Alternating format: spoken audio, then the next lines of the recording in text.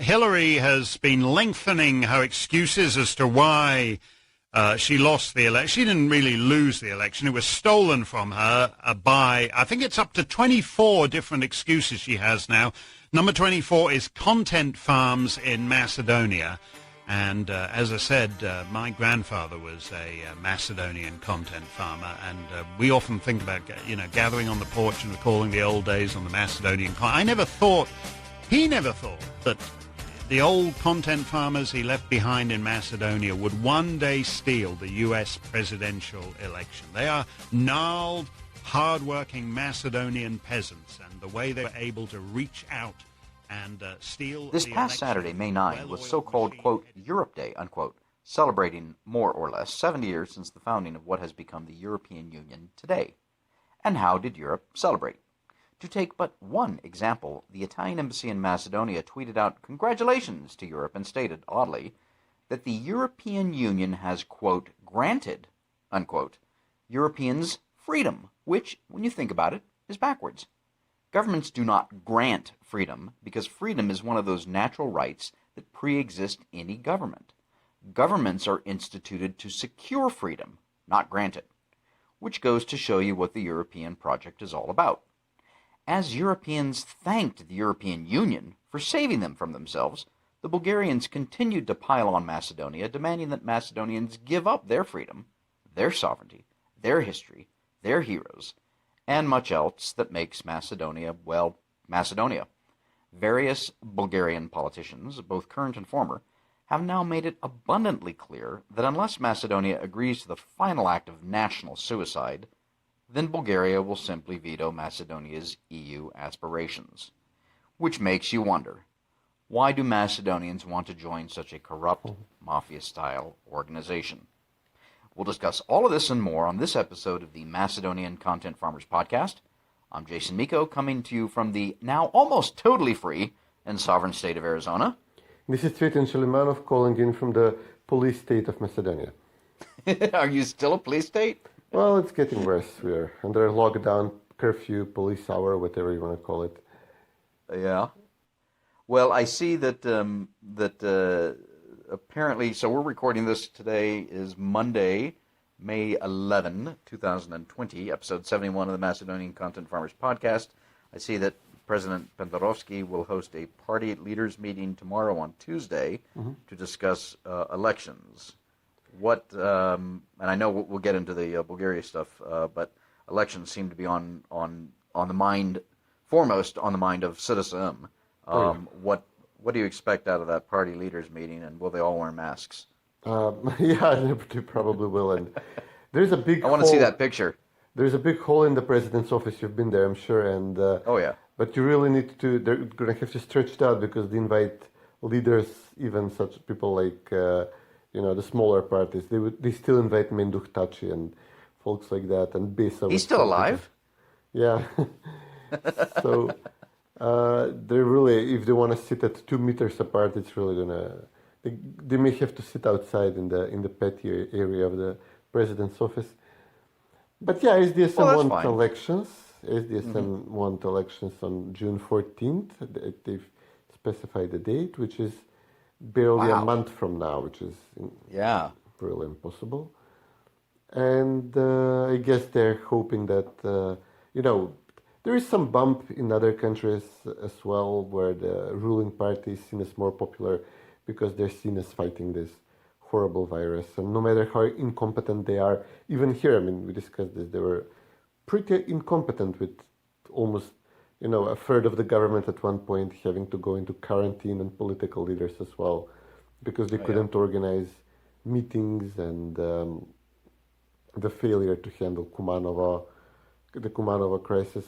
So they were pretty, and the numbers are horrible. I mean, we have the worst numbers in mortality in the Balkans, in the death rate per capita. But, there is a popularity bump for our government, so I guess they want elections soon. And also, I suppose they think that all the money we borrowed, like 100 million there, 300 million here, are still propping up the economy. And if they wait longer until October until September, October, where it would be more sensible to have elections, wait for this, the crisis to end and people to get some bit more self-assurance.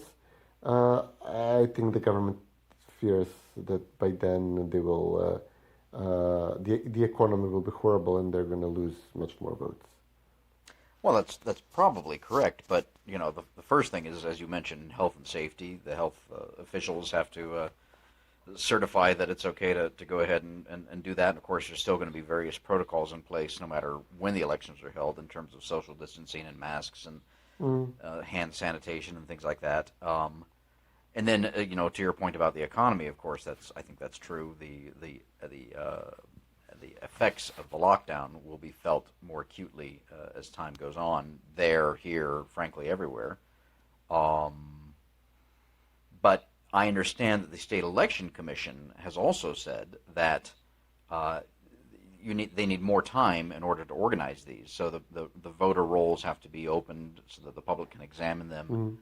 OSCE, the ODIHR mission, I guess there's some issues about that. So I think the State Election Commission is saying at least 60 days, whereas Zaev is now saying basically 30 days. Yeah, 60 days is the normal time needed for elections, and OSCE can come to the country because the border is closed. I mean, they need to be here, monitor the run-up to the elections, not just the elections. I guess, I would help to open up the border first. Yeah. Dewey would want to have the border opened to get their voters who still haven't come from Germany, from Italy. They rely on the Albanian diaspora voters. And now SDSM also being now a semi-Albanian party, they also rely a lot on Albanian voters. So I don't know why they're eager to have elections this soon before all the restrictions are lifted. I mean, I'm sure OSCE, they've been so uncritically supportive of SDSM, just as were the Italian embassy, the American embassy, etc. I'm sure they would, declare an exemption for Zaev if he wants elections now. OSCE would say no problem. But yeah, the State Electoral Commission said it normally takes 60 days, and this is what we need for people to check where, if their registration is valid. People have moved out in the meantime. People have, come of age. So now they have, people who hadn't had the right to vote have the right to vote. Many people have problems with having passports or identity cards issued because that stopped. At one point, we didn't have blank passports. And also the Interior Ministry practically stopped issuing documents because it's not an essential thing. And unlike the US, here we need an identity document to vote. We don't just allow just anybody to vote. So yeah, people need to have their documents, renewed before voting. So, but yeah, the American ambassador came out. She supported Zaev. She said, she and Zaev were predicting a second wave in autumn, and even though this is pure speculation, and according to some experts, the virus gets weaker along the way, not stronger. But now both the government, both Zaev and U.S. Ambassador Kate Burns, they're saying, well, they're stating as fact that there's going to be a new flare-up in autumn, and she says, and the ambassador said, well, you need to have a functional government by then, a functional parliament, a government elected by the people, not this caretaker government.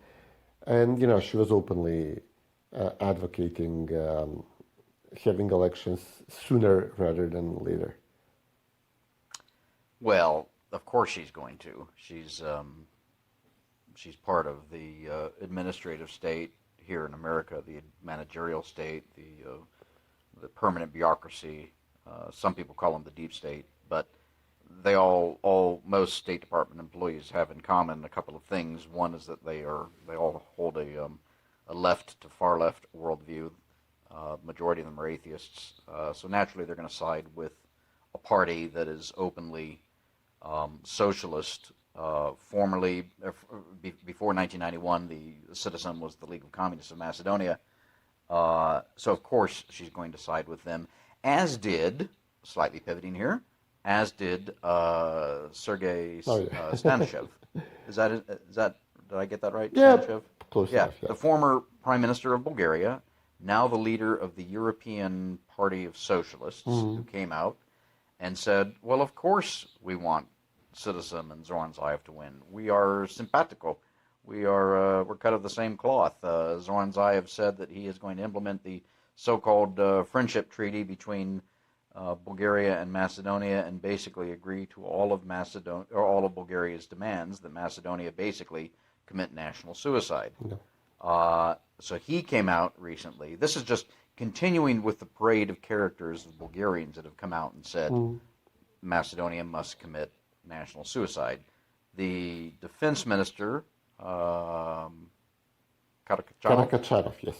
yeah, he just came out again, and he comes out every couple of days to make this point that Macedonia must agree to what Bulgaria demands. What else? What am I missing there? Who am I forgetting from that parade of charade or parade of characters? Boyko was neither here nor there. We discussed how he was like a cry bully. He was like bullying Macedonia, but also, I don't want to do this. Who said I want to block you? You know, he was very slippery on the issue in an interview in Macedonia when he speaks to the Bulgarian press. Right. He's, all boastful and He speaks out of both sides of his mouth. Yeah. But then after they had like an online summit in Zagreb for discussing enlargement, discussing the Balkans, and no enlargement was mentioned, but there was a very strong emphasis on the Bulgarian and Greek demands toward Macedonia in a paragraph in which Macedonia was not mentioned, the word Macedonia. So it was a complete, absolute defeat for our diplomacy, provided if we even have one. There was even a laughable statement today by the EU ambassador here who said, yeah, there is no enlargement mentioned in the document, in the conclusions of the summit, but enlargement was, the spirit of enlargement was in the room. You could sense it. So we're going metaphysical on this thing. So after this summit, this Zoom meeting, Borisov had an absolute, horrendous statement for the Bulgarian press when he was asked about this. He openly threatened he's going to veto Macedonia. He said they told him what they need to do in order to join the EU. We are a European country. We have our interests essentially outlined there in the document. Read Article 9. Go there, read it, and that's your marching orders. And if you don't want it, Spendarovsky said once, if this is the price we have to pay, giving up the Macedonian language for EU, then we don't want the EU. Borisov told him, fine, shoot yourself. It's gonna, that's what you get if you want to play that way. So Borisov was outrageously strong. I mean, for him.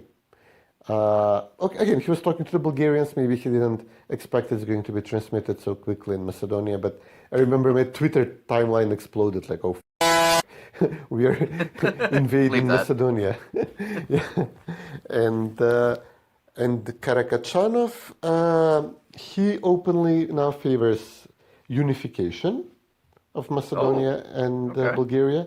He said we were one nation, but I would say we are one nation still, and we will be united again. And he used a statement, "Kada tečelo, pak te teče." This means where waters have flown, they will flow again. A very Chestertonian Balkan proverb we have here, meaning that once we were together and we will be together again. So he openly advocates enlargement. And he's now having a back and forth with Gruevski, who they're responding to each other, press conferences, Facebook comments. And Gruevski noted this, like, guys, I mean, you're reading this, right? I mean, you're reading that the defense minister of an EU NATO member state advocates unification of two countries. And as for Stanishev, this is now the interesting part. So now the socialists in Bulgaria are adopting the issue. And they have elections next year, so this is now Rumen Radev, the Bulgarian president, also said we can't back down. He's also socialist and very similar to Boyko, and he would essentially be the counter to Boyko in this dispute. So now we have the back and forth which we had in Greece. One party, even if one party wants to back down, the other party, even if it's the left party, and the right party wants to back down, but the left party is in the opposition, they will attack the right-wing party from the right on the Macedonian issue. They will out-nationalist the nationalists. So this is where the Bulgarian left is positioning itself, and it's going to be very difficult for Borisov not to veto us once the left is attacking him from the right. Stanishev normally would make us. This is getting confusing. So. Well, it's Balkan macho guys. I think it's important to point out for listeners that may not know, that don't follow it like we do. So Boyko Borisov, the prime minister, is from the center right, ostensibly. His party is a member of the European People's Party, and Vomero Dopamine is I don't know if they're a member or observer of the EPP. They're a member. No, they're a member. Yeah. So. So that's how, to your point, that you got both the left and the right now pushing on this, similar to what we saw in Greece, but then trying to outdo each other on either side. Sergei Stanishev was a former prime minister from the left.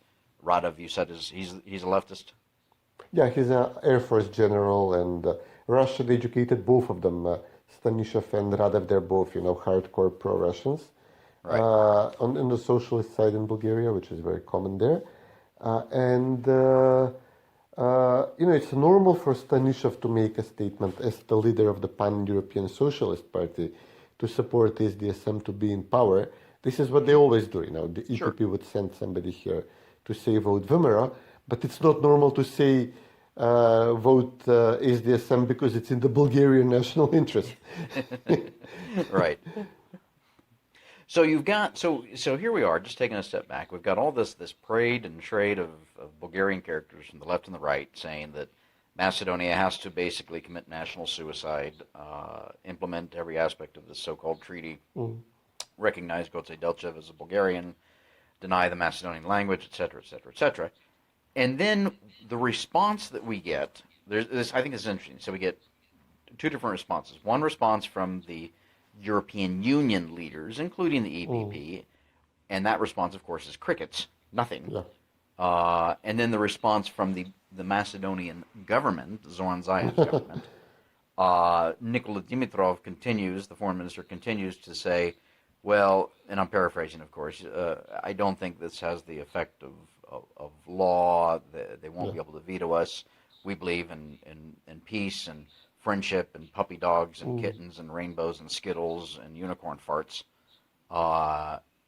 And so then it comes down to, I think, a question of, well, the timeline. So since the Macedonian government is insisting that the Bulgarians aren't really going to do this, or they can't do this, the Bulgarians are insisting that they can. The European Union and its various officials are remaining silent.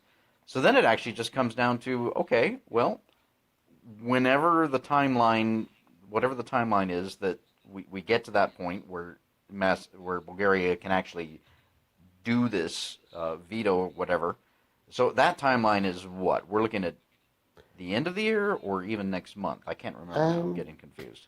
To be fair to Boyko, he said we can block any of the 35 chapters. So he might try to let us start the talks and then block us along the way. But it will be difficult if the left is sniping at him in this fashion. And Karakachanov, not to mention Karakachanov, he might even collapse the government if Boyko doesn't veto us without a major concession from our part. The commission, they also tried initially to defend Dimitrov. They also said, well, this is just a unilateral statement by one member state. Bulgaria agreed to the conclusions that you can open accession talks without a date being added to the conclusions. So the commission initially tried to, downplay the threat, but now they're, as you said, cricket mode. And they have to prepare some document. I forget the names. I don't care anymore. I think by June, and then based on that document, it will be sent to individual member states, including Bulgaria. And they have to agree to this document. And when they do, we have the first meeting, which is the opening of accession talks. Now, if Bulgaria doesn't obviously agree to this document, then we are stuck at the first step, or We may make the first step, but they may block us along the way. Bulgaria is very scared that, as you become an EU member state, your language becomes official. Right. And if we begin accession talks and if we say we are conducting these talks in the Macedonian language on our part, we can demand a separate booth, separate from the Bulgarian, a separate translator booth. We can demand that all the documents are translated into Macedonian. This is going to be a huge problem for Borisov as they start attacking him. Look what you did. You agreed to, a move which makes the Macedonian language appear to be an actual language, not just a dialect of the Bulgarian language, as Bulgaria insists it is. You're recognizing the nationhood of Macedonia separate from the Bulgarian nationhood. So I believe that something like this might happen at the very start of the accession talks, that we make the Macedonian language official, and Bulgaria will not be able to allow this. They might have to pressure Dimitrov to tell him, okay, you start accession talks, but don't you dare mention the Macedonian language anywhere in the documents that are being prepared. So it will be soon. Yeah, it'll be soon. So then we'll have an answer to these questions that we were asking that a lot of people are asking. I do think that Dimitrov, on the instruction of Zaev, will cave in, as I think actually Alexander Nikolowski from Vomero today said, called Zoran Zaev spineless, which, fact check, true. I think he will agree to whatever the Bulgarians want, assuming he's still in office, which makes then the elections so important. And then, of course, you have elections here. Let's just say for laughs and giggles that Vomero does win. Let's say the elections are in the fall. Then that puts this whole process into question. Then the internationals will start breathing down Vomero's neck, as they normally do, to agree to whatever Bulgaria does, etc. I mean, of course, my hope, look, let's I'll be honest. I am an anti-EU. I want to see the European Union dismantled, not necessarily destroyed, but I want to see it dismantled. I want to see it reformed. I want to see it go back to what its original mission was, which was a trading bloc, a trading union, which is fine. But to become a super state, to suck the individual sovereignty of the individual nation states, is a monstrosity, which is why our British friends left. Yeah. And I see Daniel Hannan continues to write in the Telegraph in the UK about, particularly this coronavirus crisis has really exposed the weaknesses of the European Union. And I actually was reading a op-ed today, not an op-ed, an interview. First one I've seen in months with everybody's favorite nemesis, George Soros, in which he basically said that this could kill the European Union. And on that, I would actually agree with George. It could, and I hope it does. Because these quote-unquote European values aren't really values. Yeah, let's see how bad the economic crisis is. This will affect things. And, speaking of timeline, if there is a major concession we need to make to Bulgaria, I guess, although every day is a humiliation, so I can't even, we are even becoming desensitized to the national identity concessions Zaev is making. But if there is something big they need to do, like accept opening accession talks, naming the language the official language of the Republic of North Macedonia, not the Macedonian language, if this is like a big concession, or Goca Delchev, they will definitely time it after the elections. I mean, Zaev would definitely not do this. Maybe this is why he wants early elections, so he can then, lose, but still form a government with the Albanians in tow, and then just declare Goca Delchev to have been a Bulgarian the next week after the elections. It's a bit depressing if you remember how Greece blocked the major enlargement of the EU in 2004. All the countries like Poland, Czech Republic, Romania, the Baltics, etc., demanding that Cyprus is made also a member, even though it's a divided, partitioned island. And Bulgaria is angling itself to position itself like it's the mother nation state of Macedonia, that we are like the spare, the second, the auxiliary Bulgarian state, just like the Greeks view the Cypriots. Right. But, where Greece blocked the EU completely in order to have their cousins in Cyprus join the EU, Bulgaria is blocking us. So this is not how you create a spare, a reserve state in the nation state in the Balkans. Right. This is not how it's done. Right. Yeah. Well, that's you bring up a good point. Greece blackmailed the entire European Union. The entire European Union went ahead and said, "Yes, may we have another one, please?" And that's why another one of these reasons why the entire project is doomed to fail. It can't continue because the European Union says it has values and principles, and yet then it goes against them every step of the way. So.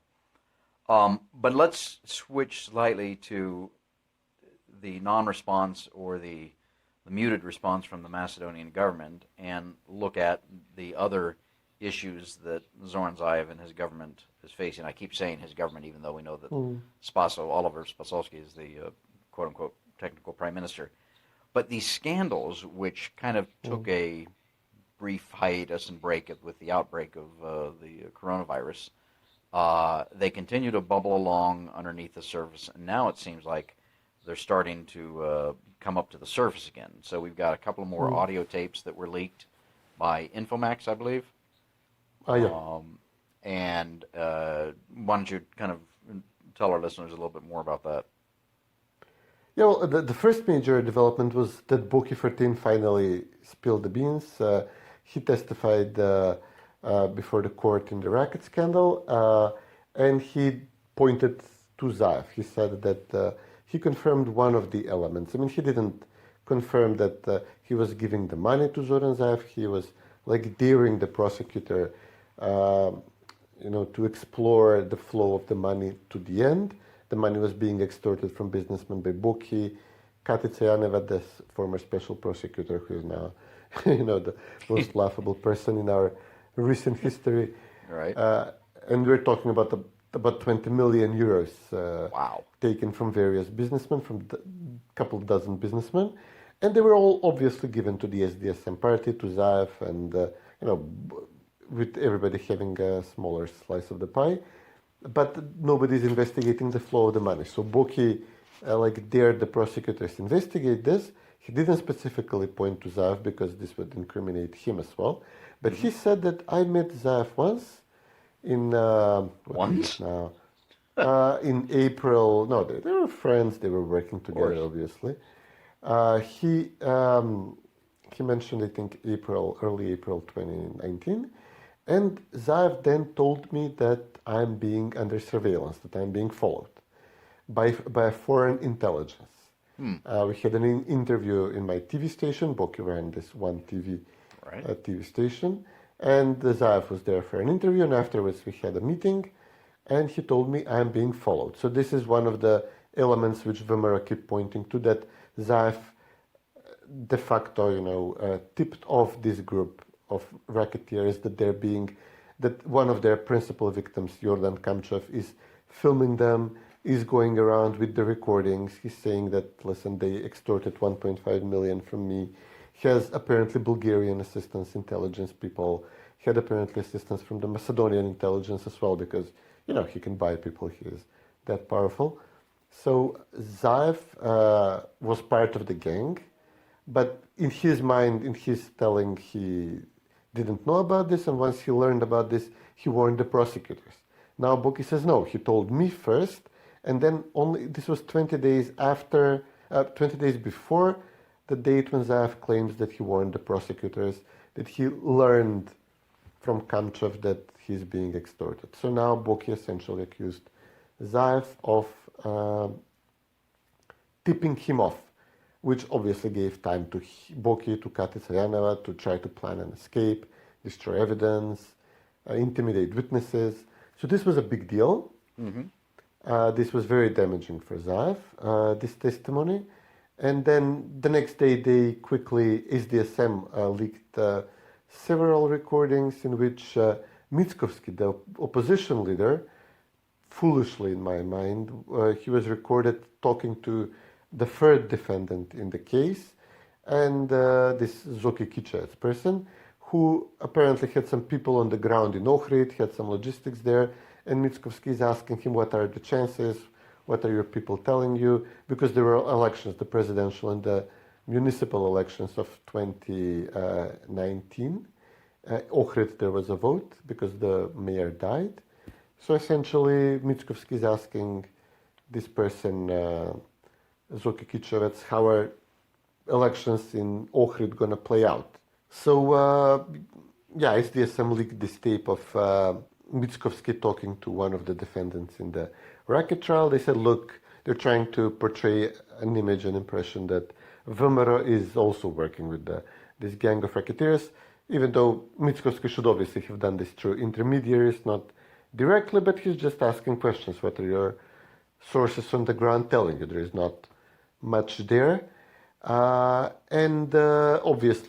Zoki Kichets, who pled guilty and is now in comfortable house arrest, is obviously trying to reciprocate to the government, to SDSM, for letting him out of prison, and is helping them try to frame Mickovsky.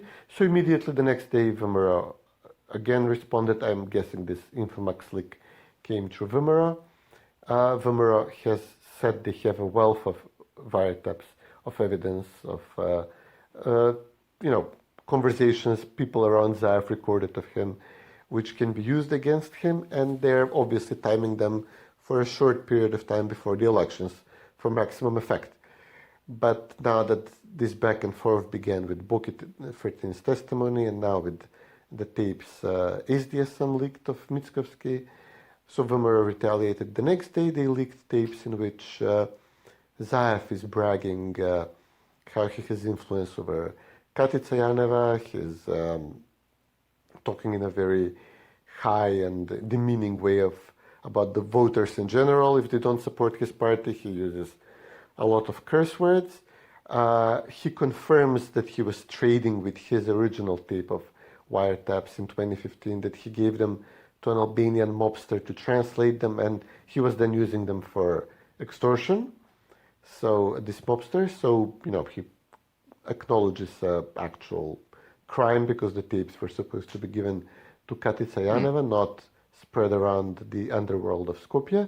And most damaging and most interesting for us, I would say, at one point he's talking in a very high fashion and again from a high place about his own supporters, the people who marched with him, for him in the Colored Revolution.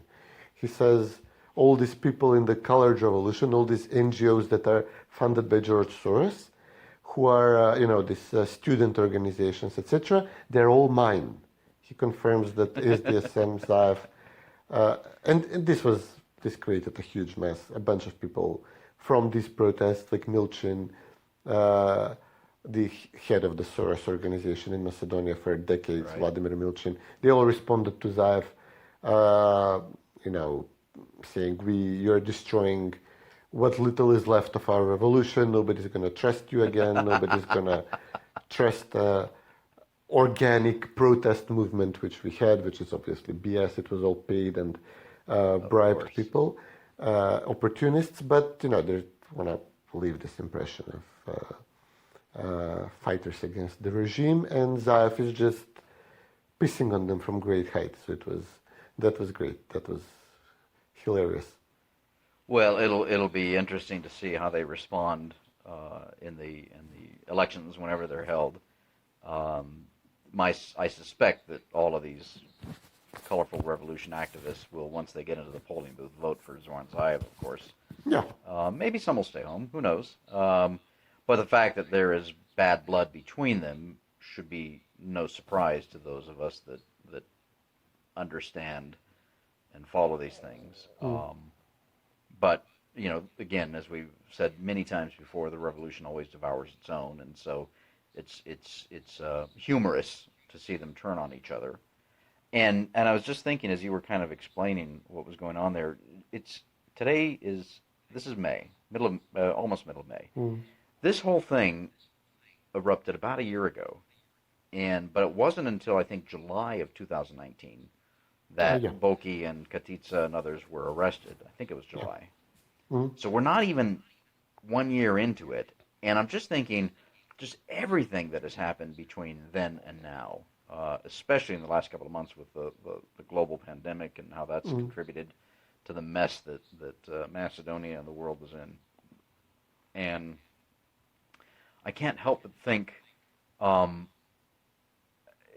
just my heart goes out to Macedonians, of course, for having to live through all this crap. The government, the humiliations the government has brought upon Macedonia, the name change, everything, and I just wonder how, with the elections coming up, how can Macedonians even contemplate voting for Zoran Zaev and Citizen? It just baffles me. Oh, and one other thing on the corruption stuff, I think we forgot to mention. Dan Donchev, head of the health fund, resigned. Donchev famously used to be with Vomero Dopamine, Lupcho Georgievsky, kind of brought him in to the party way back when, well over 2 decades ago. But Donchev's family, Donchev is from the Strumica region, so he knows Zaev and whatnot. There might even be family ties there. I don't know, but he, and he had a fallout with Nikola Gorevsky after the 2006 elections, and then went with Lupcho Georgievsky with Vomero Narodna. See, this is just, and we're coming up on my 24-year anniversary with Macedonia.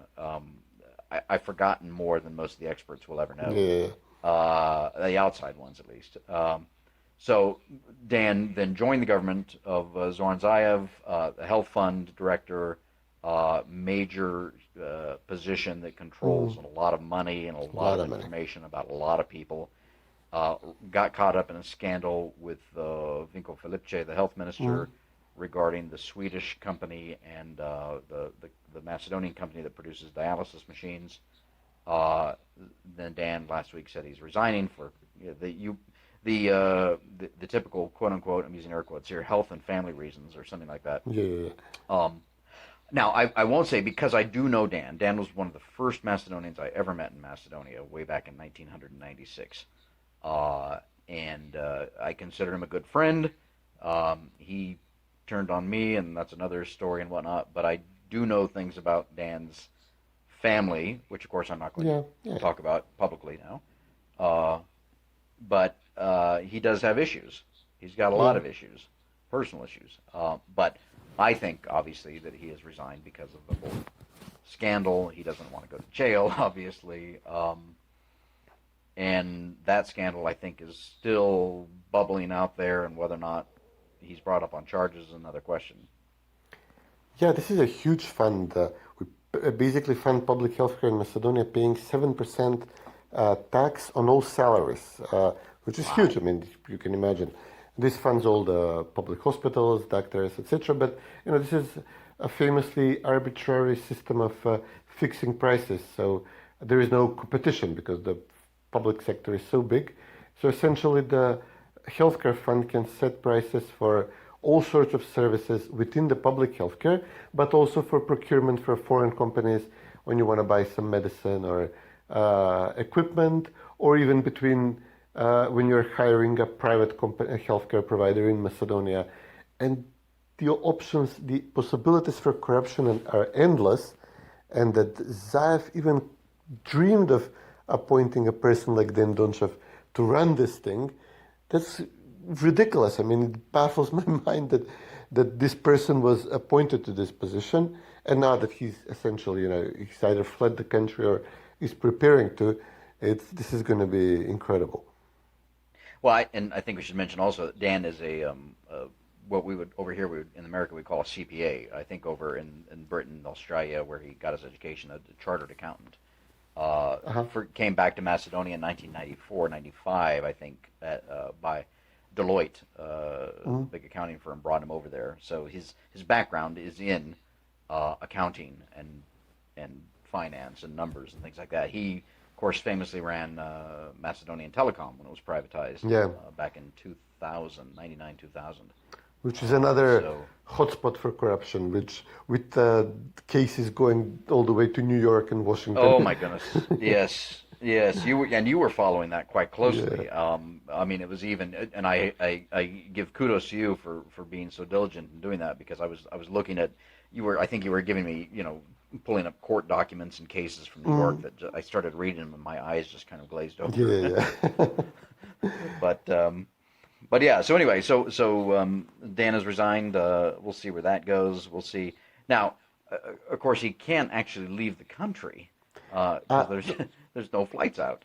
Well, he can. I mean, it's doable. He has dual citizenship. I'm not sure. Australia. Yeah, but he physically can't get on a plane. There are ways. There aren't any flights though coming in and out of Macedonia right now, are there? There are cargo flights. There are diplomatic flights. Okay, but no governments are commercial still flights. organizing. You can just you can leave the country if another country would have you, and I'm sure that Bulgaria or Serbia would love to have him over just to picture his brain and chat a little before promising him to go to the next stage of. This could be a beautiful, saga of corruption. True, and maybe this is for the next podcast, but I do remember, again, because of my long relationship with Macedonia, etc., that Dan had a very close relationship with a major media figure in Bulgaria. There you go. Whose name? Sorry. Yeah, there you go. Yeah, and I won't mention his name right now or the media company, but I remember this character, and he was a character, probably still is. Was always trying to convince Dan that he was a Bulgarian. Oh yeah, I think I know who you mean. Yeah, absolutely. This person could definitely. He might already be in on Vitebska Street. Yeah. He might already be in Vitebska Street, being interrogated.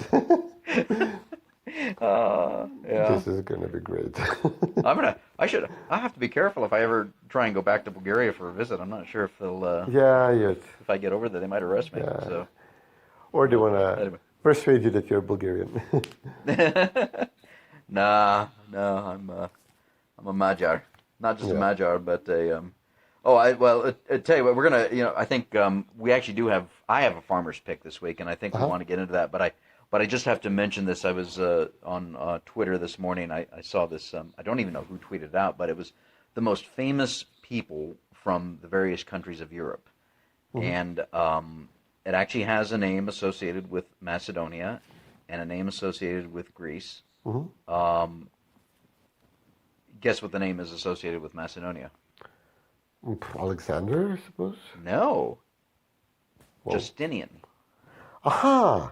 Macedonia proper, this incarnation. Right. Okay. And the most famous person associated with Greece is not Alexander, but Aristotle. Alexander isn't even mentioned on this one, I thought. Seriously? Yeah. And the most famous person associated with Romania is Vlad Taylor. Dracula, sure. Who is not Romanian. He was Hungarian. I see. Well, actually, no, that's... There is now a greater nation dispute between Hungary and Romania. Did you see the map controversy? And there's a map controversy here where our post office issued a commemorative stamp of our friendship with Croatia, and apparently some Albanian was doing this because the Albanians here run the post office, and which explains why my letters have never arrived. Yeah, and there is a bunch of Albanian websites which are pushing maps of Greater Albania and Croatia, essentially partitioning Serbia and Bosnia and Montenegro between them. And some guy in Macedonian post office issued this stamp. It's even bigger than the World War II Nazi collaborator state of Croatia. It's humongous. Whole of the Balkans is Croatia, and we issued this as an official stamp. It was great. That is funny. Yeah, that's right. Did you? By the way, because after I saw that, I emailed you. Did they actually issue those stamps? Did they actually get out into the public? They said they printed 6,000, and they said they're going to pull them back, but. I'm pretty sure somebody bought them somewhere. Man, I'd love to get a hold of one of those. Yeah, this would be collector's value. Oh yeah, because Kate Burns, the U.S. ambassador, the post office issued a commemorative stamp celebrating Macedonia as the Oh 30th yeah. member of NATO, and of course she put out a tweet saying that this is going to become a collector's item and whatnot. Yeah. But that isn't true. The true collector's item is going to be this stamp of Greater Croatia celebrating its Yeah, yeah, friendship yeah. with Macedonia. Well, I remember somebody was joking at Kate saying, well, listen, this could be actually very valuable once Macedonia collapses under these partitions with Bulgaria, Albania. Well, obviously, as the work of a dead artist is much more valuable than this stamp might be. A dark, Oh, ironic value. exactly. Well, this is good. Let's take a break and then come back and do at least my farmer's pick. And welcome back to episode 71 of the Macedonian Content Farmers Podcast. I'm Jason Miko, coming to you from Tucson, Arizona. Cvetin is in Skopje, Macedonia. And we've taken a bit of a break over the past couple of weeks, maybe a couple of months from our farmers' picks. But we want to get back into that because that's an important part of ending this podcast. So we actually both have farmers' picks this week. Cvetin, what's your farmer's pick? We had the major procession of on the day of St. George in Struga. This is becoming a growing event for Christians in the region, in the Ohrid Struga region and Debar region. This includes having a relic of St. George himself and a wonder-working, a miraculous icon of St. George carried through the city of Struga, and basically the entire city comes out and pilgrims from across the region gather for this event. And we had it this year. It was, again, a bit of controversy, which we mentioned as well over Easter, when the left and a growing number of Muslim politicians were really in the face of the worshippers because over Easter it was an issue that the communion is not COVID-19 friendly and having the communion. And now in Struga, the issue was that so many people gathered and some were not wearing masks. So the left was in the faces of the people participating in the procession. And shortly after, it's also the month of Ramadan, the Islamic community announced, well, we are reopening the mosques. So starting tomorrow, we're going to have another, the mosques are being reopened. So essentially we have the religious communities on both ends in Macedonia practically re-establishing religious services after the break which was imposed by the epidemic. Interesting. All right. Well, we will see how soon they open the churches again. Well, people are, they're not officially closed. People are going to the churches. They were discouraged from going.